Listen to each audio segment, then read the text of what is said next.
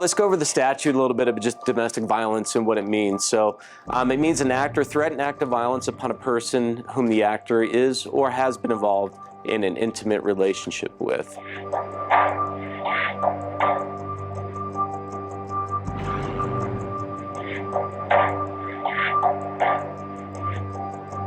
Domestic violence type calls, they're very volatile in nature. There's a lot of unknowns.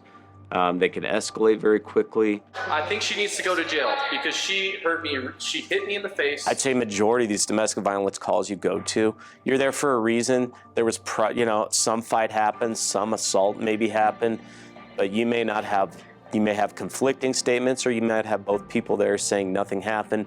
He gets in my face, he scratches me. Look at this, he needs to go to jail. You can tell something happened. They're out of breath. You might have one party that has a bunch of redness here, like either they were maybe strangled or struck. She's mad about that, she's mad about this, that, ultimately everything. I think there's a whole different dynamic and really something to consider, that a relationship involves two parties. One person might be thinking something and another person might be thinking something else, and that's a real important part of your investigation. Victim Outreach Incorporated, we get called out by law enforcement to work with all different types of crimes and people experiencing trauma. So that could be domestic violence, sexual assault, homicide. Leaving your abusive partner can be one of the most dangerous times. We'll meet with the people impacted by this trauma and provide that emergency crisis intervention. No, get away from me. Okay.